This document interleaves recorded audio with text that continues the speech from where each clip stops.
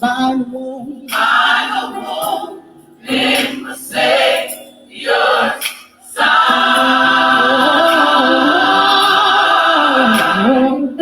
Say, I am healed. I am healed.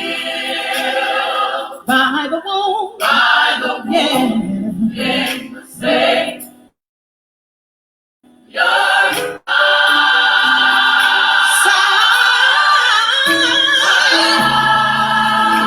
He was wounded for my transgression. He bruised for my iniquity. The chastisement of my peace was upon him. The chastisement of my peace was upon him. And with his stripes, we are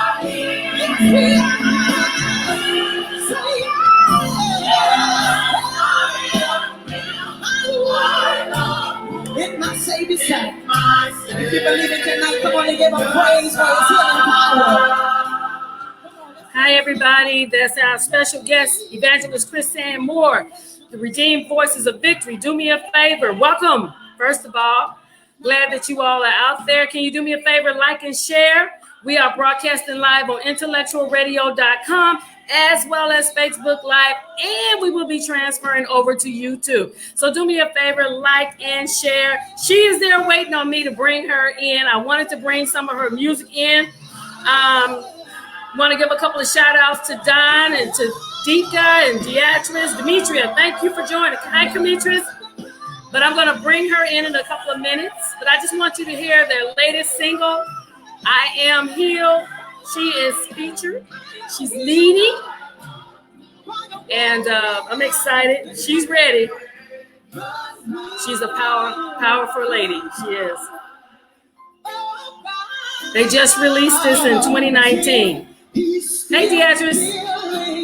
The devil wants us to think that he's not healing like he did back then. But we want to declare the healing power. God is here. It's here right now. He's still healing. Has anyone in this place? Has anybody experienced the healing power of the Lord? Let's take a look. Don, my favorite BGV. I can always depend on him. My state minister of music, Navinka Williams, my buddy, my girl, she's there.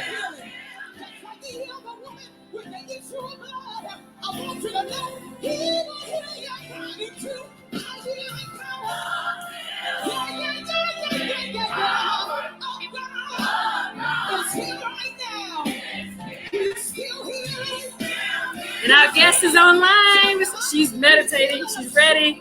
I'm playing your song now. I Am Healed. Yes. Thank you.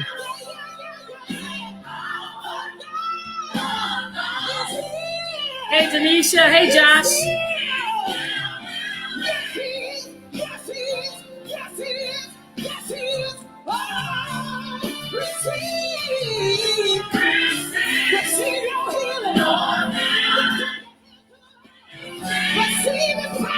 Hey, Annette.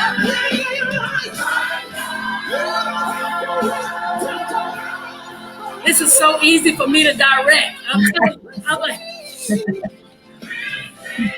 hey, I can direct this one. Yes.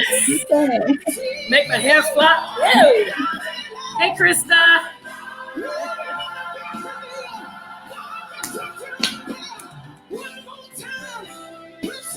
Hey, Dr. Raymond.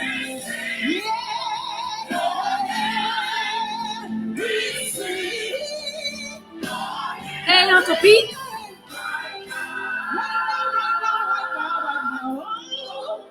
My uncle joined too, okay? Okay. Hey, Veronica, Cleisha. Oh, man, this is a beautiful song. This is a beautiful song. Thank you. All right, everybody, let me get started. That I can listen to that song. I've been listening to it. It's such a beautiful song. Welcome everybody to the Choir Directors Academy on Wednesday night, and our special guest, Evangelist Chrysann Moore. The people in Illinois, we all know her. I mean, you've heard her sing on CDs, and a lot of people didn't know that was you. All I can say is that girl is anointed. Wow. And I could be, people say you biased. Well, hey, first of all, she's from Illinois.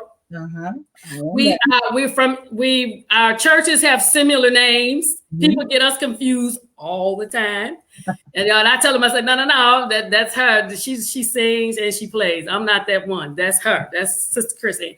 But you've heard her sing on so many Joshua's Truth with Church God in Christ. I say yes to my Lord. I mean, she's just been everywhere. In Chicago, she's been on commercials. When they're talking about the choir, they put a clip and there she is. She my friend. So I might be biased. I'm putting all this stuff out there, but I love her. And last year she really blessed me when last year when my bishop passed, and I had to do the international funeral, the jury, all of this stuff, everything was going on, and I called her and I said, "Could you please come sing this song?" Two people ended up leading it, but she brought it home. And I knew I was so happy. She ended up, and they told her to take it, and she took it on.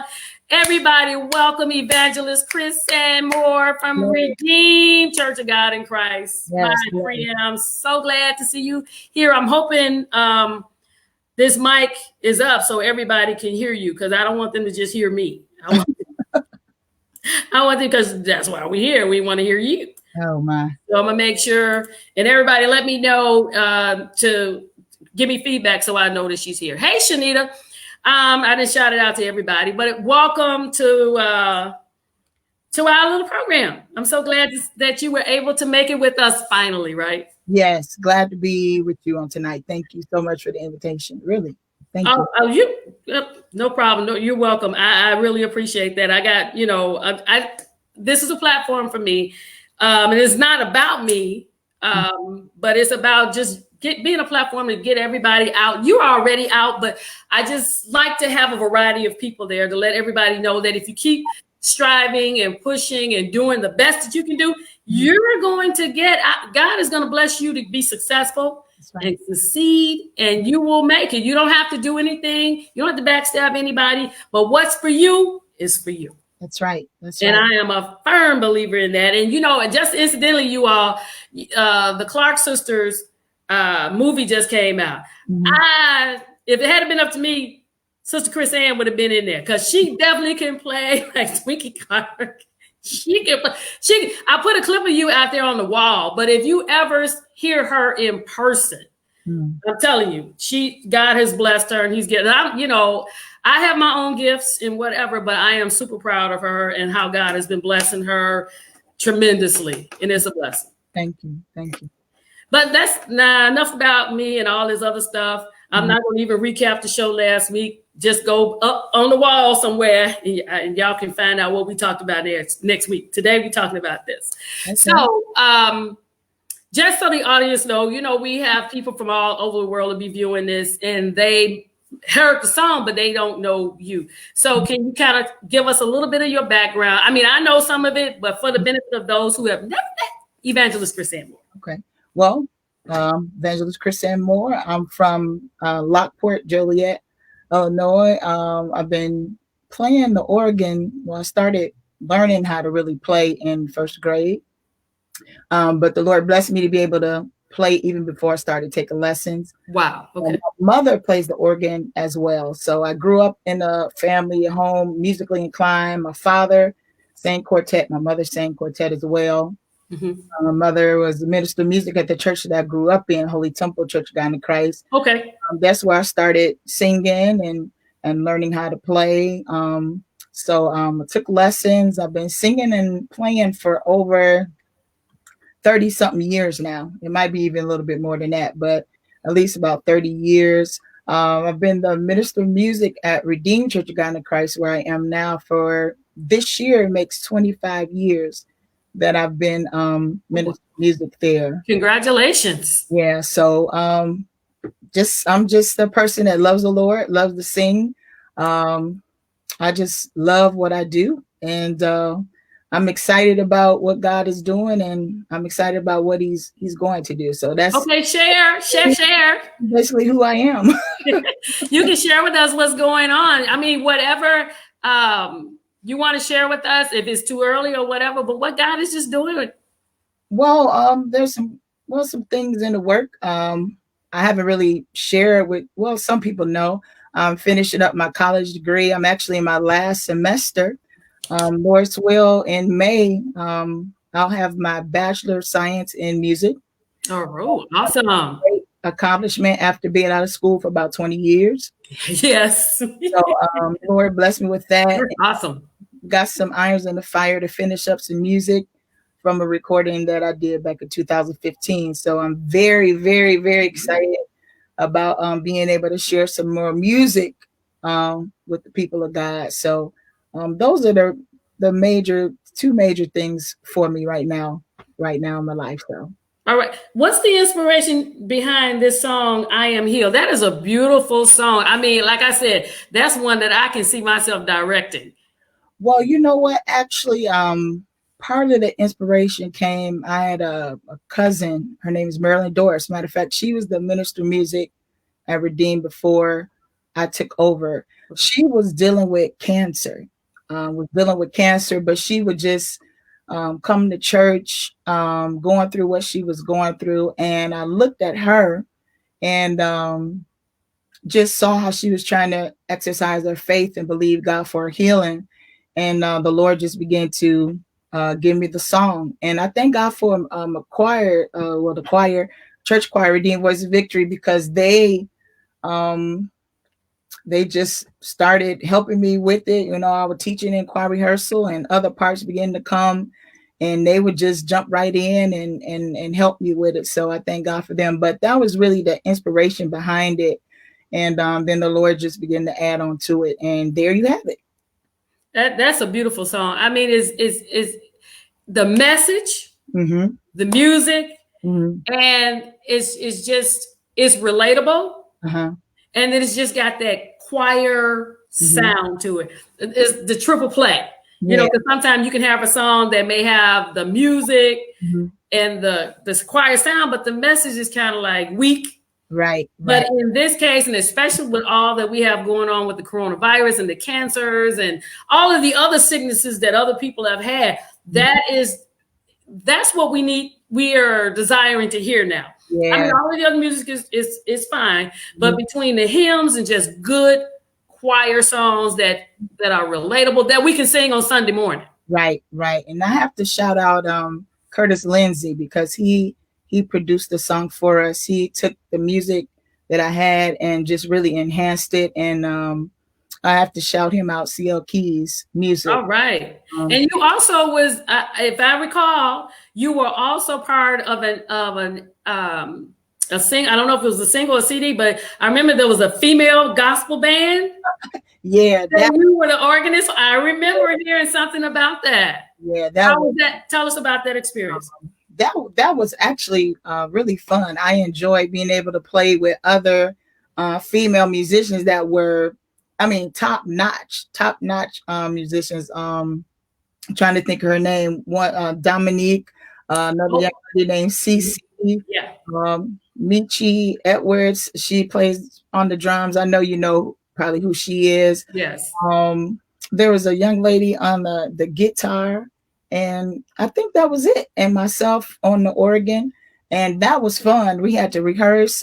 Curtis again, he was patient with us, kind to us, and allowed us the opportunity. And we had fun. You know, it's I have played on a recording before. When our own church did our recording, but it was a little bit different because I wasn't trying to sing and play at the same time. I had to, getting the licks, playing the right chords at the right time. So it was a wonderful experience. I really enjoyed that. Right when they mentioned it, I said, "Man, that's the coolest thing." I can play, but that's not my best side.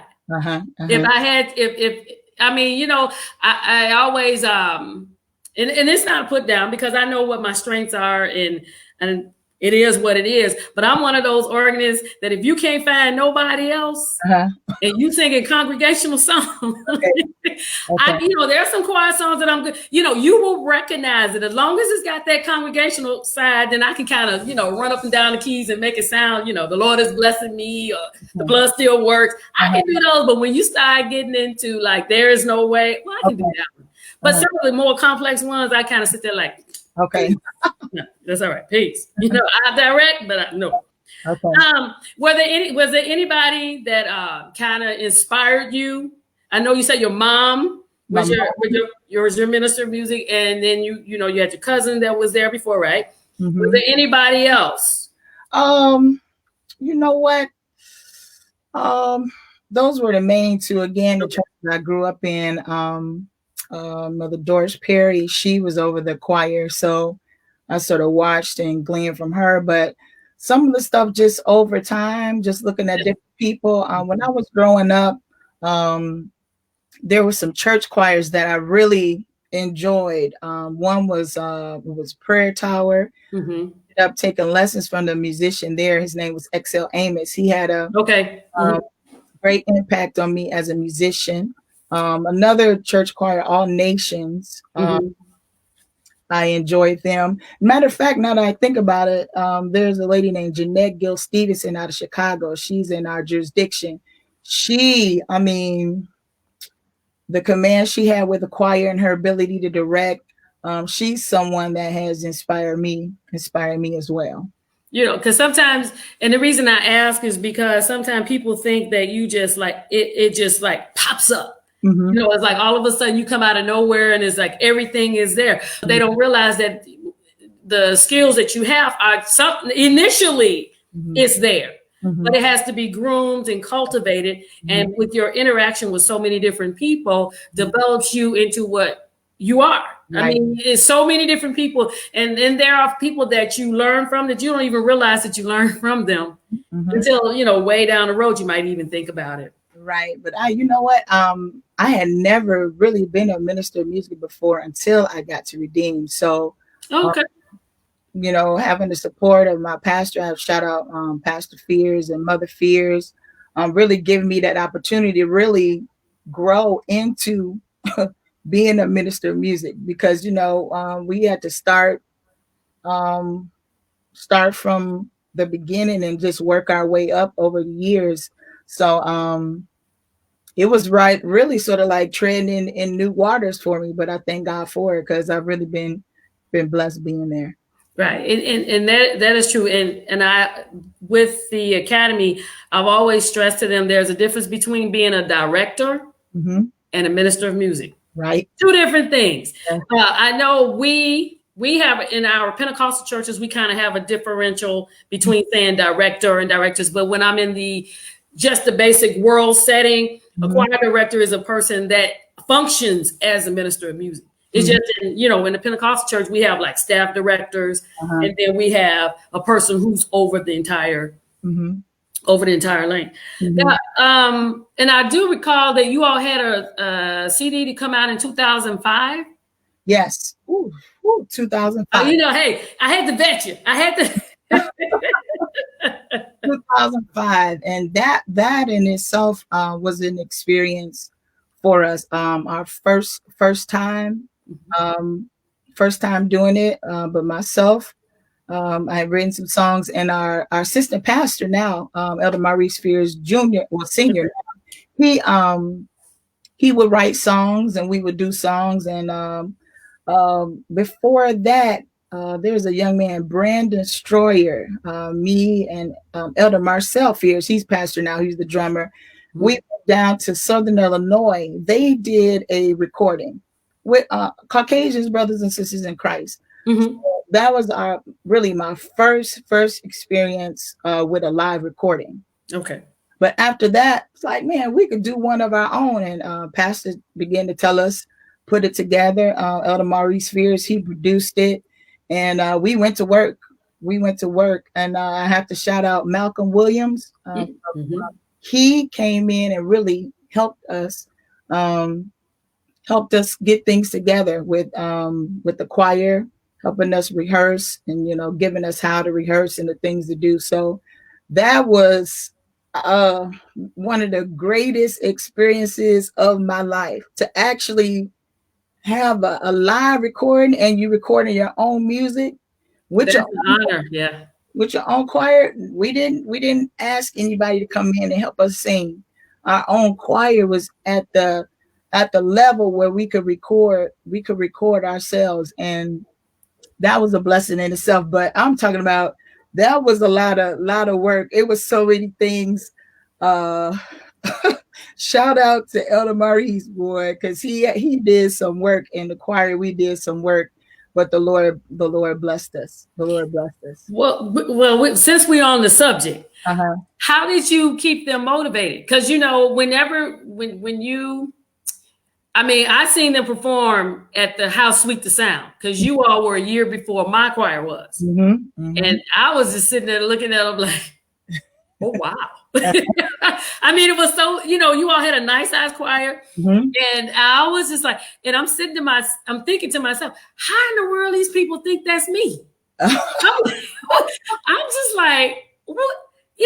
I'm listening, and I mean, it sounded really good. Yeah. But knowing people, and when you mention, oh, we're gonna do a recording, people are excited. Oh my God, blah blah. How did you keep them motivated? Because as time go on, especially, you don't mean to become intense, but when you're doing something on that type of magnitude, you want it right. You want the vocals right, the music right. You want everything right. And sometimes you can be a little zealous. Because of So how did you keep them motivated so that they're like, you know what, I don't want to do this? Because some people do that. They kind of drop out the race. So how did you keep them motivated up? Well, you know what? I think when you try and get people to understand the seriousness of it, and let them know really what it's going to take to accomplish what we need to accomplish, most people will grab a hold to it. And then you have to give people those moments, because they are human.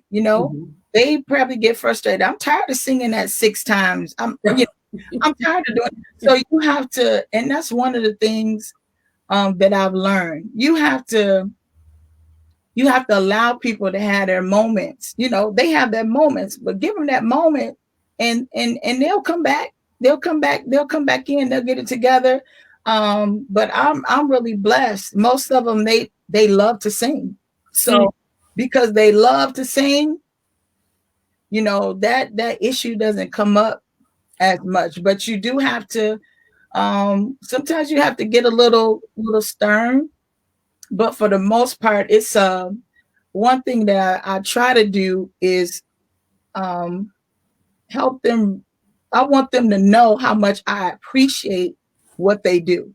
Right. When people are appreciated, they'll be more open to putting in the work.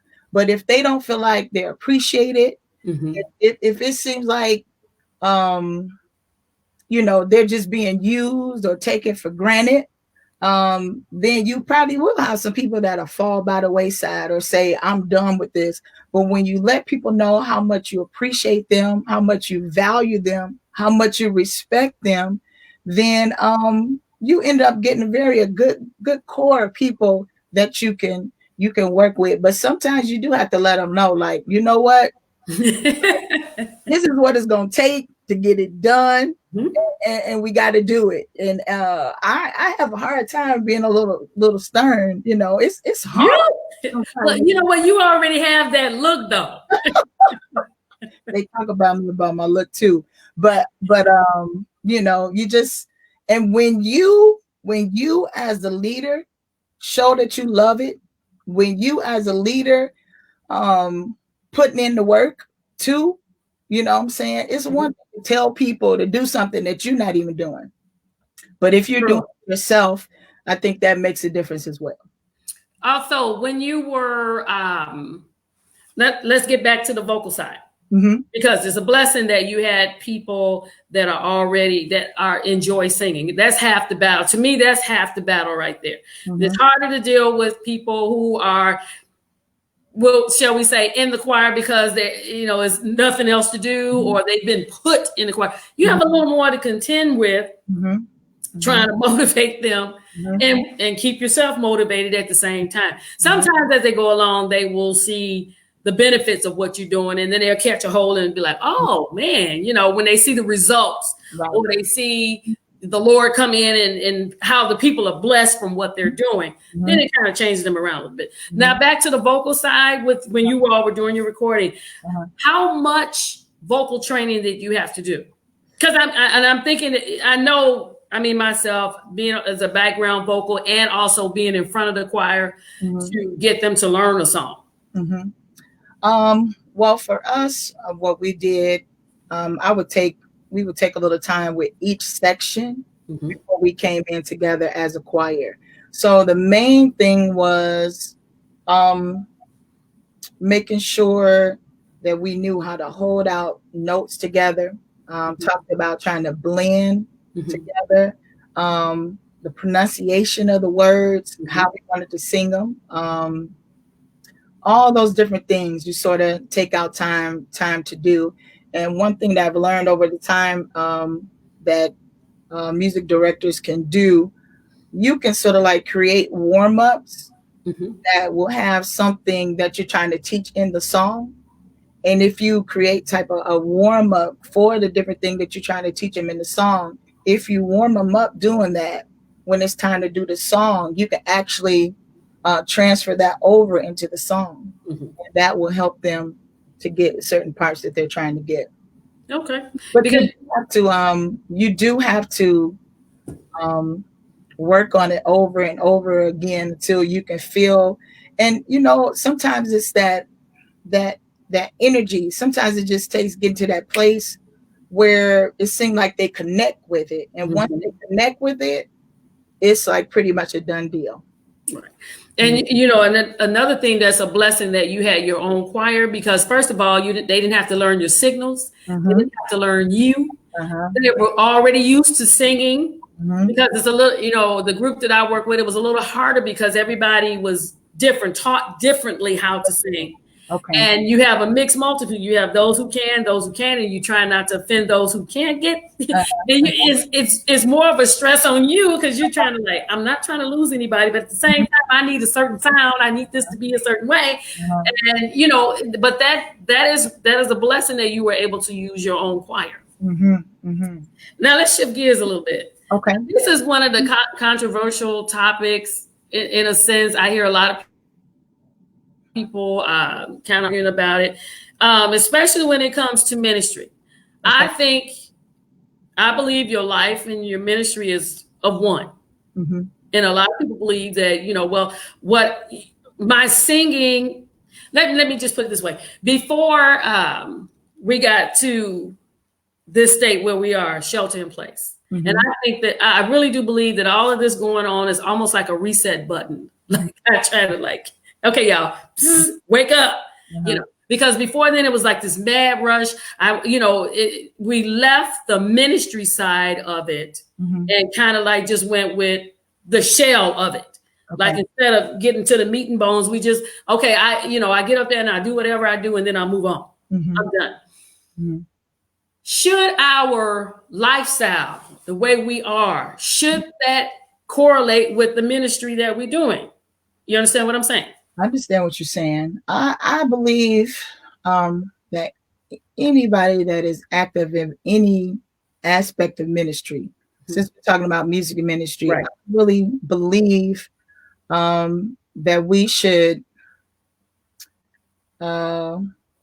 be concerned about how we live. Really, I really believe we should be concerned how we live. And really, if I want to interject this, we should desire to live a certain way just to get the glory.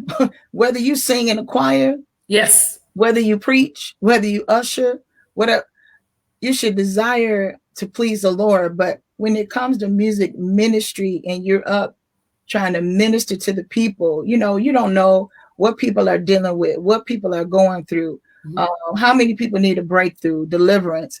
If you're in a place where you're not really in connection with God, there's a hindrance there. You know, there's a hindrance there.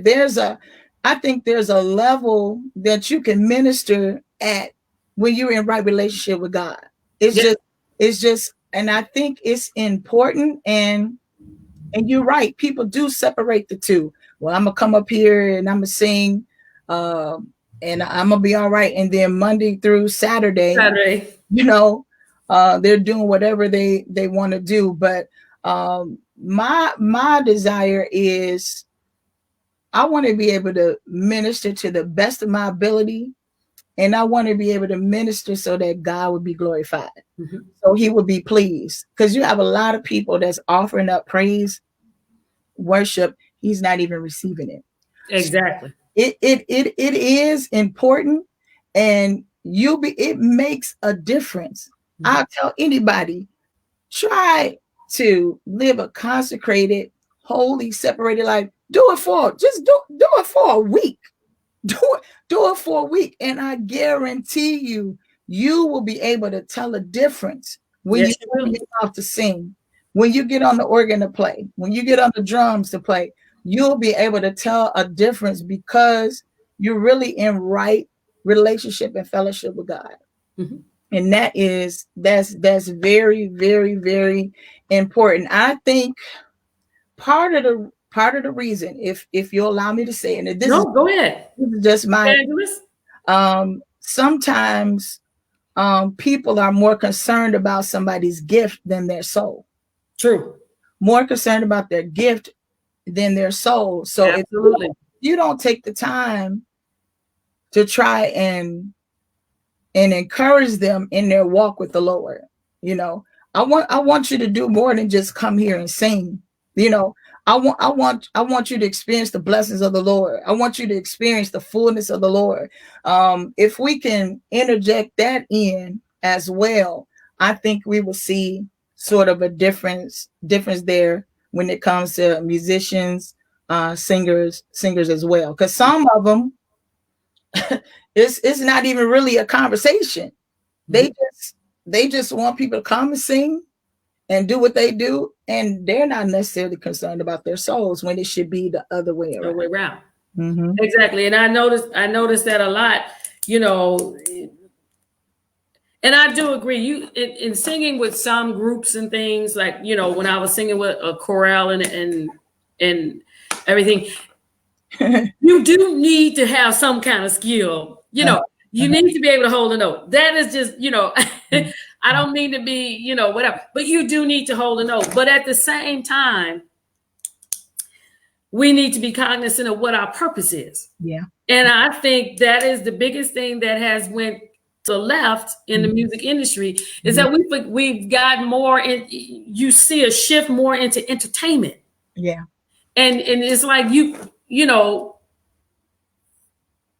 certain kind of song singing and whatever, if a person's spirit is up, and I use that as an example, when a person's spirit is up and they're happy and they're joyful, you can almost sing anything, and it's not you really doing anything. They are already happy. So they you know, you can just say bye and bye, and they take the song and they gone on. But if a person spirit is not there, and you're up in front of them, then you do need to have a direct connect with the Lord, because then He'll tell you what to sing. Yes. He'll tell you how to sing it, you know, and He'll tell you, you know, what to do and who to get. Because sometimes you have to shift the musicians, because all musicians are not connected.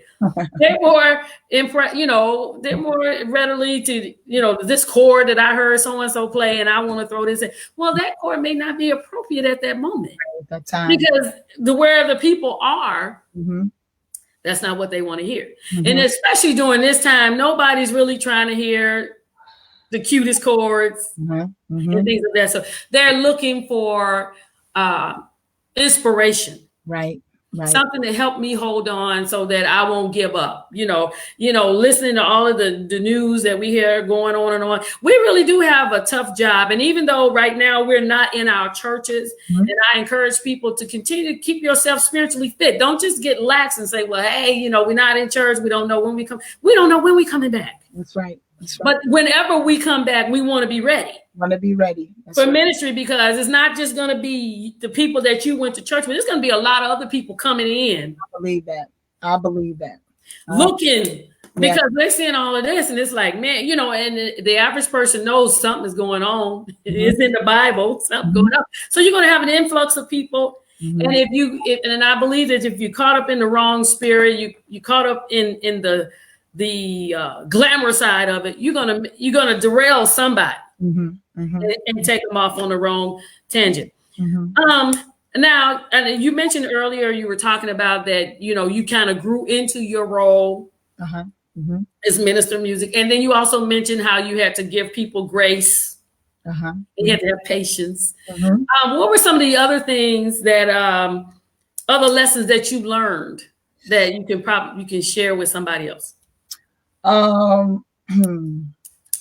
Other lessons that I've learned, basically, it's up to me to do my job, regardless of whatever. Mm-hmm. It's up to me to do my job. Mm-hmm. Up to me to make it happen. Mm-hmm. Up to me to get it done. If we only have 4 singers, it's up to me to get it done. If we have a full choir, it's up to me to get it done. If we don't have rehearsal, it's up to me to get the job done. And with the help of the Lord, I try to get it done. So that's one thing that I've learned. The other thing that I've learned, that you can't allow frustration to cause you to lose your love for what you do.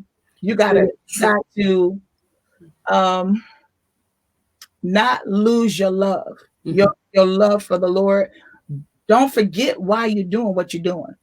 Mm-hmm. And when you do it really because you love the Lord, that really it'll make it easier. Mm-hmm. So don't lose the focus of why you're doing what you're doing. It's because you love the Lord. The Lord gave you the gift. The Lord opened up the opportunity for you to do what you do. So don't lose the love. As long as you love it, really, it won't even feel like a job. It'll just be a blessing for you to do. Another thing that I've learned, you have to give people opportunity. You have to give people opportunity. I think about now on down the road, sooner or later, somebody else is going to have to step in and take my place. That's it. And I don't want to be one of the ones that's trying to hold on to it when my time is past. Teach, missionary. Trying to, I don't want to say groom, but recognizes the gifts that other people have, and then trying to cultivate it. So when it's your time to move on, not only can they be where you are, but they can take it higher. They could take it to another level than what you have it at. So those are a few things, I think. No, actually, and I totally agree with you. Okay. I totally agree with you, because it's so much involved in it. Mm-hmm. And true, that's the only way I can still exist mm-hmm. in it, because I love it. Uh-huh. And even if I try to throw it to the side and say, I don't want to do this anymore, it's like Jeremiah says, like fire. Shut up. You be like, I'm not doing it. I'm retired. I tell my pastor, I'm retiring. He's like, oh, okay. I said, I can be an usher. I know how to be an usher. And he just looked at me like, okay, just go pray and come back. Yeah. But you know what? All I need is a good refreshing from the Spirit, and I'm good. That's it. I'm good. I seen a comment here. Mm-hmm. Chrysann said he must have been referring to the comments you were making in regards to your life and the ministry, that we're doing it for God. He said you got to have a life worthy so the song will be more effective. Right. Absolutely. You have to. That is the key. I mean, anybody can get up and just sing and do, sing fa la la la. Anybody can get up and do whatever, but to be effective, you need to have an anointing inside. Right. that's manifested in your life. You know, sometimes I look at Samson, and I think that, you know, a lot of people get satisfied with that. But I, you know, in reading and studying the word, and of course, when you get up and you're talking in front of people, you have to really meditate. And I was looking at Samson, even though the Spirit of the Lord came up on him and he did things, he still didn't have the power to do what he should do every day as in being a Nazarite. But when the Spirit of God gets in you, it gives you the power to do what you have to do. And I think that speaks volumes when people are able to do that. Somebody else had a comment. Timothy R. Johnson, he said, live the life that you sing about. Absolutely. Yes, indeed. You must do that. And he also said the anointing makes the difference. Right. It does. That's the key. You know, we can sing, we can be gifted. And there's a big difference between being gifted and anointed. That's right. That's right. It's a big difference. And I think a lot of people try to run them together. But it's too. Anybody, there are a lot of gifted people, but when you are really anointed, you can actually shift an atmosphere. The Bible tells us that the yokes are destroyed by reason of the anointing. The anointing, it'll literally shift an atmosphere. It'll literally change in seconds. I mean, and just because, like you said, somebody's up jumping and shouting doesn't mean they're anointed. The anointing, you know. Yeah. A lot of times when anointing come in, people are not jumping and shouting. Nope. They may end up somewhere on their knees, or they somewhere with their hands lifted up, crying, or whatever the case may be. When the anointing comes in, so we have to really know what the anointing is. You know, you got to really understand what it is. You gotta know the Lord enough to really understand what's going on in the service. What's really happening? What's really going on? And I'll take the anointing over $1 million. I'm telling you, that's something that can't be purchased, because there's a sacrifice that you have to do, you have to maintain in order to get there. Right. That's right. And that's something that money cannot buy. There are some things that money cannot buy, and to be in sync. And I know to some people it sounds superficial. And, you know, they say, well, you say that because of it. You know, I'm not one of those people that says something because I don't have something. You know, like some people say, oh, you shouldn't wear a fur coat because they don't have a fur coat. Then they down it. And then when they get a fur coat, it's like, all of a sudden it's okay. No, I'm not one of those. When I believe that it's something that's necessary regardless. And it makes all the difference. That's what draws people. Even to the point that Simon the sorcerer. Yeah. He thought he could buy. No, you can't buy that. He wanted it. He felt it. Right. But he wanted to purchase it. And that's not something that you can purchase. You have to spend time with God in order to get something like that. Amen. Listen, I did ask you if you can like do a little song. Yeah. I know. But come on, I'm not asking for like the whole world. just a little. I just want them to just hear you. Oh, wow. I'm excited. It can just be a little couple of lines. Well, you know what? I think I'm gonna sing this little song. I don't know how much time we have. No, we got time. I felt like and then you sort of said a few things that sort of like helped me think, okay, this is what I'm gonna try and sing. It's a little song that I wrote. Okay. We'll see how it goes, okay? Real quick. It goes like this. Lord, teach me how to sing and minister in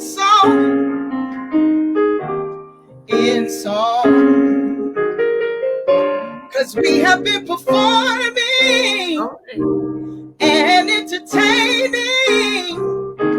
too long.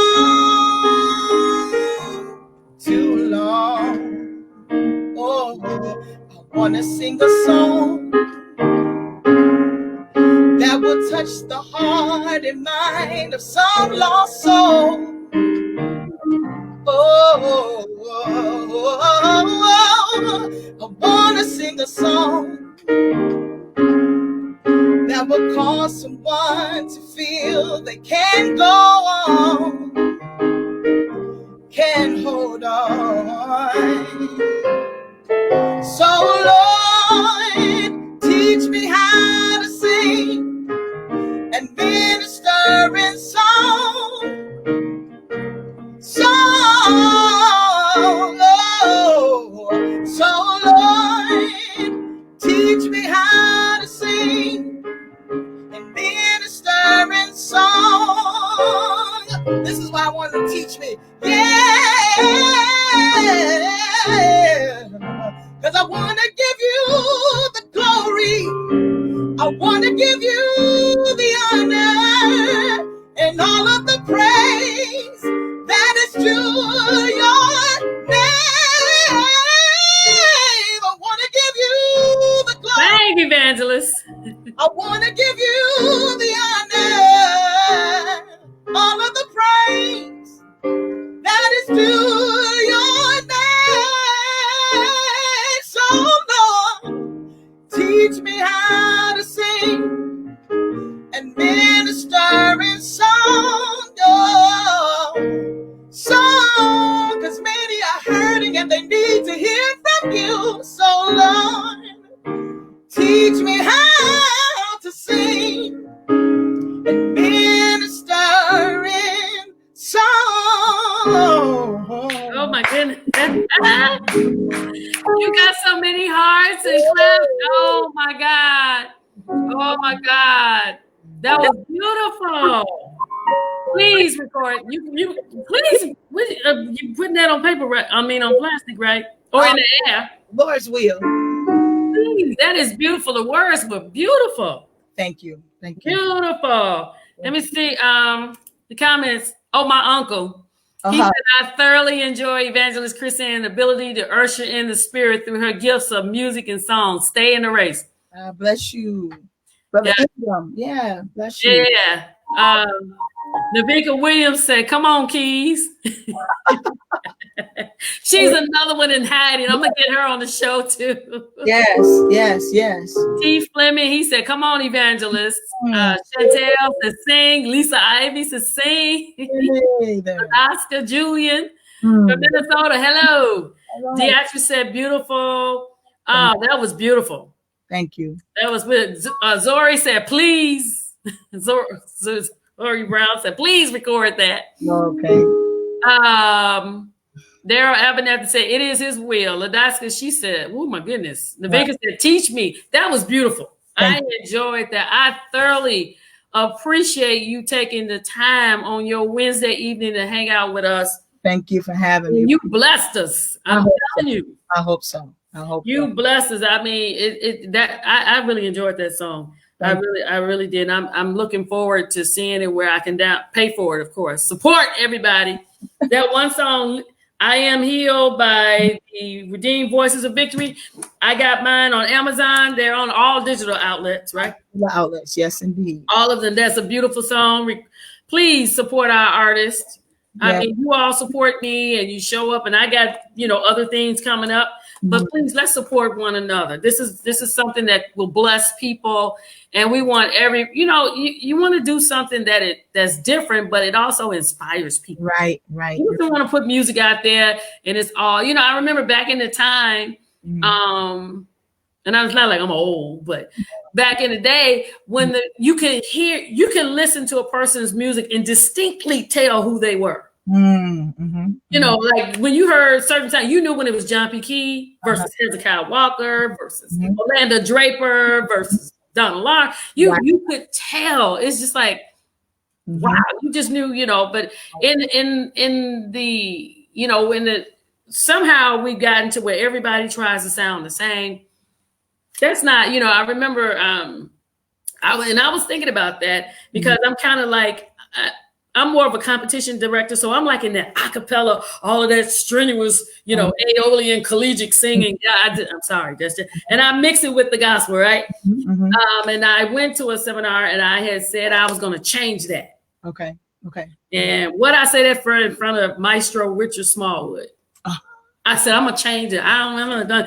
He was like, no, you don't. You don't change who God made you to fit in. He said, because if you change who you are, then we're going to miss what God intends for us. And that's so important. And that is another thing that I've learned. You have to stay true to who you are. You have to stay true to who you are, because I've had some situations where people have said, well, if you do this, if you change this, exactly, I'm not going to do it. I'm not going to compromise. You really have to know who you are. You have to know who you are and be confident in who you are, be secure in who you are, and understand that you being who you are may not necessarily get you to the place where you think you are, but the place that the Lord wants you to be, you're going to get there. But you have to stay true to who you are. You could call me a holy roller. You can call me tell me I'm too sanctified, that I gotta be a little more I don't know. People, you'd be surprised at things that people will say to you. But I think I kind of know. Being who I am for the Lord, and my pastor says is a lot, and I've adapted it.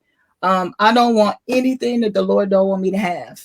I don't want anything that the Lord does not want me to have. And if I do desire it and He don't want me to have it, take the desire away. That's how I look at it. But that is a thing that you have to learn. You have to be true to who you are, because when you lay down at night and you get before God, He's not going to be telling you, giving you excuse because you did what somebody else told you to do. He's looking at what you did when the deal is done. And I want to hear Him say, well done. That's all. Let me in the gate. That's it. Let me in the gate. Ladaska, I hope I'm pronouncing your name right. She said what did she say? I want to make sure I can see this. She said there are enough carbon copies. Yeah, she's right. That is so true. Right. That is so true. There are enough carbon copies. Listen, everybody, I appreciate you joining me out on tonight and celebrating and listening to my special guest, Evangelist Chrysann Moore. She's a dear sister of mine, and I love her and I appreciate her. Thank you. I love her stand. I love her personality. I love that she's who she is. Wow. And we both, we're in the same circle, but we're two different people, and we don't try to be like each other. We just accept each other, celebrate each other, and that's what we're supposed to do. Right. God has a variety of people, and all of us have our jobs and our assignments, and that's what we're supposed to do. But I sincerely appreciate you taking the time to be with us on tonight, and this won't be the last time. I got something else on the agenda way down in the year, because I've learned how, I'm learning how to adjust to what's going on, because I'm believing that we're going to be back in our churches. Okay. But in the meantime, I'm still going to stay busy for the Lord and get the word out another kind of way. Amen. But everybody, I appreciate all of you out there. And those of you who just joined, do me a favor and rewind, because this was a great broadcast. This is a great broadcast. I'm getting my second win. I'm getting rested. Okay. Because I was tired. I didn't realize how you can become battleground weary because you're just going until God puts a stop and say, sit down. And then you sit down, and then He started letting, because how we practice 2-3 in the morning, something hit you get up, and I'm one of them people. I will sit there for hours until I get, and got to the point that He started letting my muscles in my head, because I'm always moving. I never sit down. I never, I don't sleep that way. So He fixed it so I can't really do what I want to do, and I have to sit down. I have to rest. Okay. And then, so now my hands are beginning to come out. I say, okay, I must have rested long enough. Now he'll let me out. But anyway, hey, Larry Jones, good to see you. Hi, Elijah. But yeah, anybody that's watching now, rewind. We had a lot of good stuff. She sang the beautiful song, and I can't wait till she puts it out, and then we can enjoy it all the time. Oh, wow. I seriously, I'm really looking forward to that. Hey, Christopher, glad that you joined me. Rewind and check this out. Alto Nation Power. I have to stick up for the altos because you know how they always beat us up. We, without us, there is no melody. I will say that until my last breath. Without the altos, there is no melody. There is no harmony. No harmony, huh? No harmony. We got the harmony. The sopranos can do the melody, but without us, there's no harmony. There's no harmony. We are who we are, and I'm gonna leave it like that. But thank you all, everybody. Thank you, Evangelist Chrysann, for being here with me. Everybody, thank you. I enjoy everything. Everybody, check back with me, you all, in 2 weeks. I got some stuff coming up. Right. I got more artists coming in, so we got some things we're gonna make it interesting for you. Keep up the good work. Thank you, ma'am. I appreciate it. Everybody, love y'all, and peace. Good night. Good night. Take care. All right.